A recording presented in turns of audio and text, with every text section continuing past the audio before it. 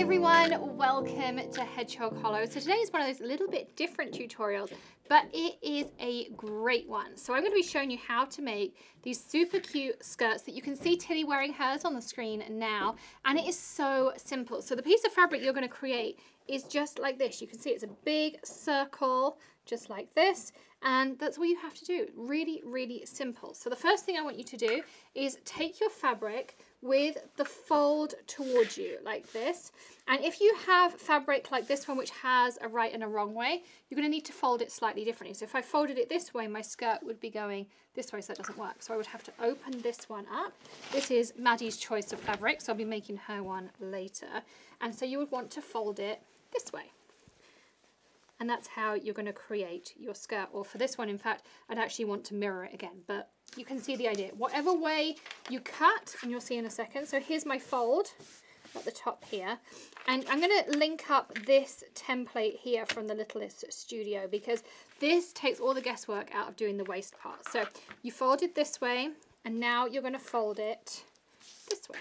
And I'm just going to flap my fabric out. So now you have it all folded underneath like this, and then on top. See how that goes? And then you want to find your waist measurement. So for instance, this is the Littlest Studio template I'm going to link up for you. And you're going to take this waist template. I've cut mine at 20 inches because that's Tilly's waist. And you're then going to cut that here. You're going to measure down whatever length you want it to be, and you're going to measure across whatever length you want it to be, and you're going to link that up with a slight curve. Let me show you what I mean. So this is one I've already pre-cut ready for the video. I'm going to fold it back how it went. So you can see this is exactly as you have it, like this. Because I have two folds here, two folds, and I have one fold and one fold. Okay, so that's how it goes. I've cut my waist just in this little bit here. And then I have joined up my two lengths. So I have length 1 and I've length 2, the same length, round about, I don't know, for Tilly I think this is about 12 to 16 inches. If I'm doing one for me, it's slightly different, and we'll be having a separate video on that. But then all you do is just link yourself up a rough circle from those two edges. Now you could use a template, you can eyeball it, make 2 marks and then pencil it and cut it out. However works for you. I just eyeballed this one, and then that's what you have. You have everything cut ready for your skirt. So here you go. Here is the skirt. You don't have any sewing together. See, it's all in one. How simple is that? And if you really wanted to, of course, you could do this as a no-sew. You could hem this with iron-on hem, and you could also just use something like a Haberdashery. You don't necessarily have to sew anything if you don't want to. But the next thing I want to do is I want to put a slight hem on it. So to do that, you can either use your regular sewing machine and use like an overlocking stitch, something like this. Or I am lucky, I happen to have a serger machine. Just makes my life a little bit quicker and a little bit easier. So I'm going to make sure it's in, turn it on. Now the one thing that you want to be careful of with a serger is they do have a blade in them, so please be super careful if you use one. If you're interested in learning about sergers and stuff, you can let me know. Everything in mine is pre-threaded, and this one happens to do something called a cover stitch as well, so I just love this little machine. But they're not cheap, and as I say, you can do exactly the same thing with a regular sewing machine if you wanted to or needed to. So, okay, so I'm just going to pop this down, and now I'm just going to go all the way around this edge here, and we're going to speed this up, but you can see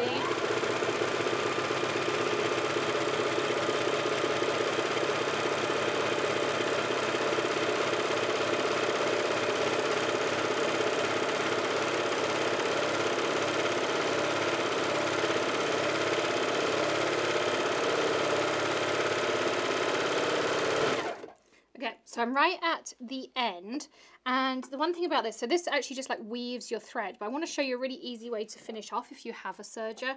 So just go to the end and then come back out again, go like this and come back around, and the knife will cut your threads for you, which is great. And I like using this. As you saw, it trims off like any little excess bits that you might need, and it just gives you a nice straight edge. So I say, if you have a sewing machine that does a zigzag stitch, you can do exactly the same thing. I'm also going to do the same thing on this inside round. And I'm just going to see, like so. And same thing, the only thing you want to be careful of on this one is you only catch one height. Now I could open this up and just do it so it held a sleeve, but I'm going for ease here. So I want you to just see how easy it is. So.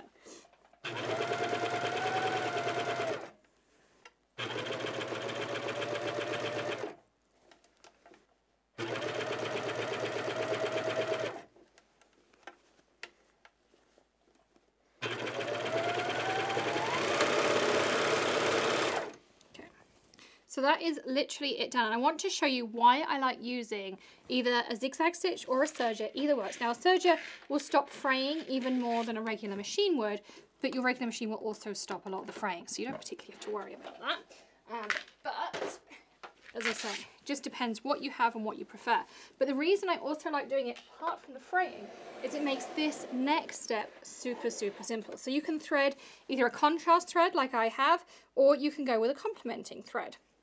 And once you do that zigzag stitch, it gives you a really even edge. So now that I go to do my hem, I literally fold it on that zigzag and it's going to stay exactly in place.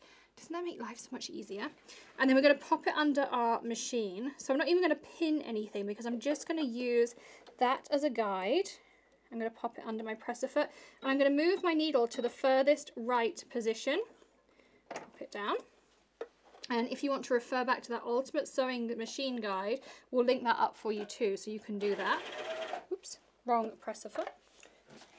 It's the hazard of having multiple machines. There we go.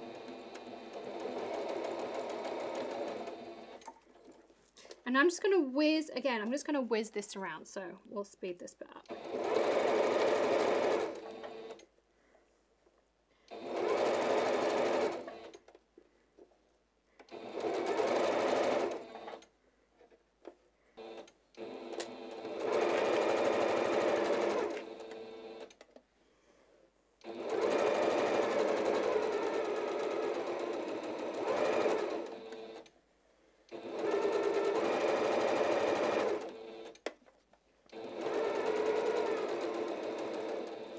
And so now we're coming to the end. You can see how simple that is. It literally took me like a minute to do.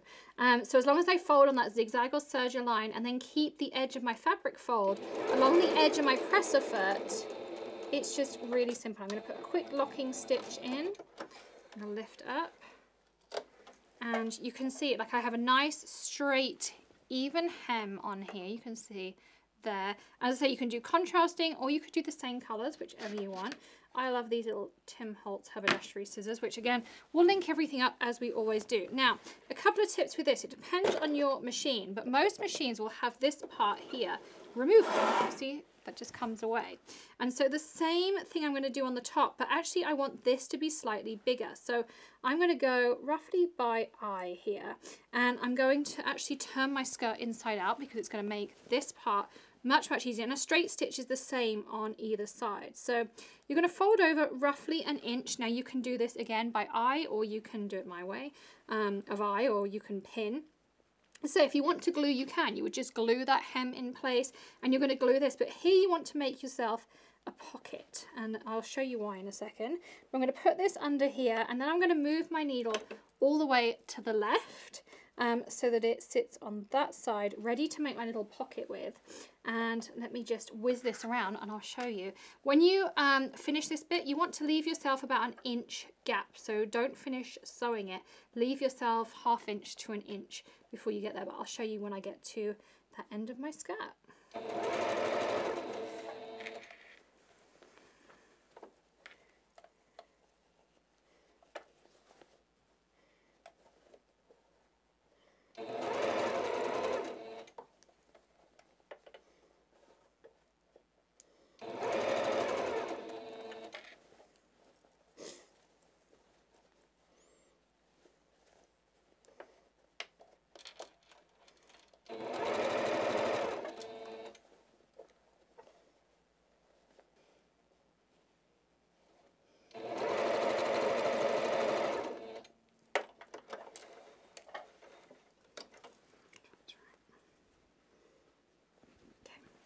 So you can see now that I've pretty much finished it, I've just left this opening, and you can leave as much or as little as you want at this point, as long as you've got enough room to put your elastic in. So really top tip here for threading in elastic, you're going to find this so much easier than any other way, is you just take your elastic, put the pin through the end just like that, close up your safety pin, and then take it through that casing you just created. And what you're going to do is put it in, and then if you like ruffle up a little bit like this, and then pull, and then ruffle a little bit, pull, and you'll be amazed how quickly this happens.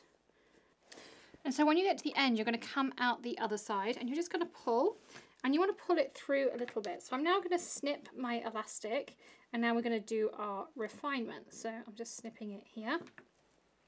And what we're going to do is take our elastic, and we want to put a little bit of tension into it. So you can see there's a bit of a gather in the skirt. Not too much, because we don't want it to be uncomfortable for Tilly to wear.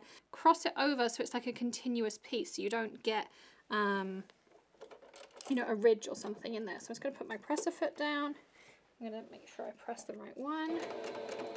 And then I'm going to go back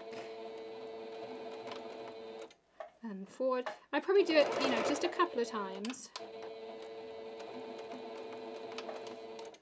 Lift this out, like that, cut off our excess, and I'll also trim my elastic down because you don't want it too thick in the back of the skirt. And the final part is now to close up that casing. So we're going to pull our elastic into our skirt, just like this, and you want to pull it back against that top fold edge, and now we're going to just close up that casing with our straight stitch. And the great thing is, of course, you can get this right under and around your machine, so you're not wrestling with it all over the place. Make sure it's straight wherever you start. I'm just making sure I'm on the right line. Okay, so I'm just going to close this up, and you don't want to sew on your elastic, so just with your finger pull the elastic out the way.